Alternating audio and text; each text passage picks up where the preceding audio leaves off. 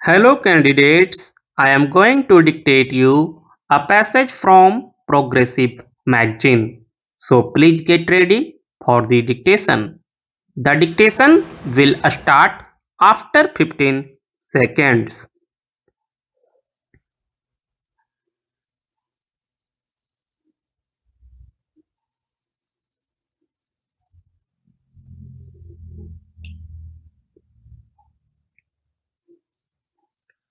Sir, I am not going to say who is right and who is wrong. I think I leave this judgment to the honorable leaders of the opposition. My purpose today is through this house to inform our country what I set out to achieve and how far I have been successful in achieving that.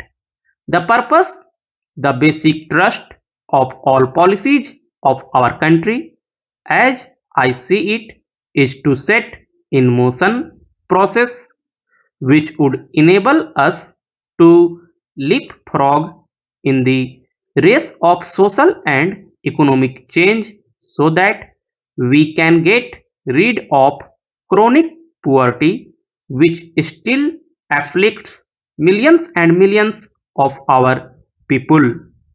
After India became independent, great progress was made in all directions. But the task of getting rid of poverty, to which Prime Minister committed our nation on the 15th of August 1947, is still not complete. When I presented my first budget as finance minister in 1991, I had then referred to both houses of parliament, quoting that no power on earth can stop an idea whose time had come, and I had then suggested to this august house and the other house that the emergence of India as a major global power happens to be one such idea whose time has come, and that is the goal that our government has sought to work on to realize. Whether we have succeeded or not, it cannot be realized in one go, but that is the mission, that is the ambition, and India's foreign policy has to contribute to preservation and strengthening of national security and also to widen our development options. We live in a world which is not a world which we like in all respects. Yet it is a fact that interdependence of nations is a reality, and that in this interdependent world there is such a thing as power relations. This power in the world is not distributed equally, and we know through history that where there is inequality of power, international relations are fundamentally power relations.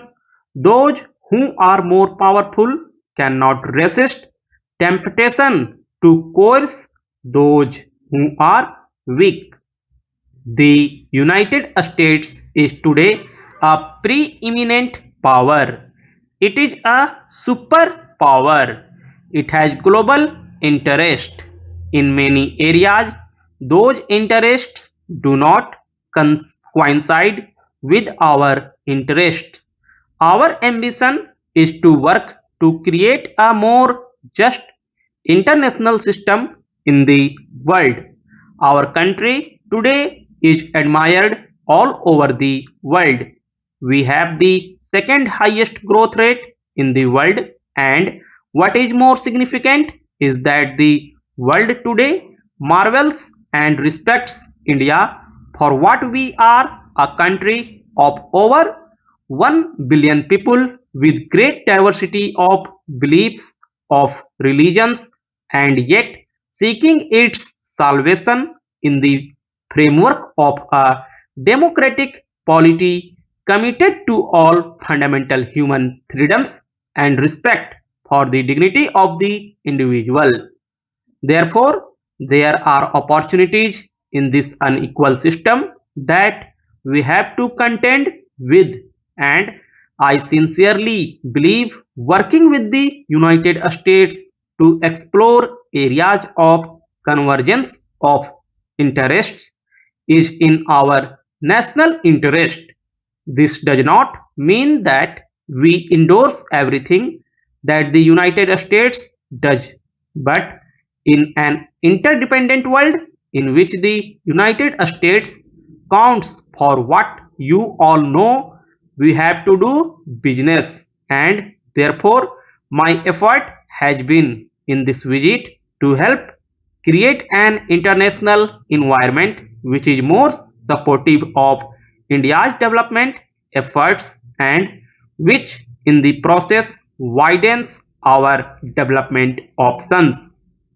Excessive discussion has taken place on the nuclear issue. My first thought when I thought of visiting the United States was not on nuclear issue. I was worried about the state of India's agriculture. The previous government prepared the 10th five-year plan.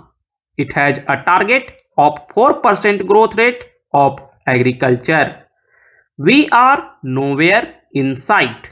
Our agricultural economy seems to have reached a platform where new technologies associated with the Green Revolution, which came about in the mid 60s and 70s, seem to have lost their old dynamism, and therefore I thought this is an opportunity to use the tremendous advances in human knowledge, in biotechnology, and related fields to see if we can revitalize our research institutions, our agricultural universities, our extension centers, and that is what is reflected in the joint statement, and I attach great importance to its role in modernizing and expanding the horizons for India's agricultural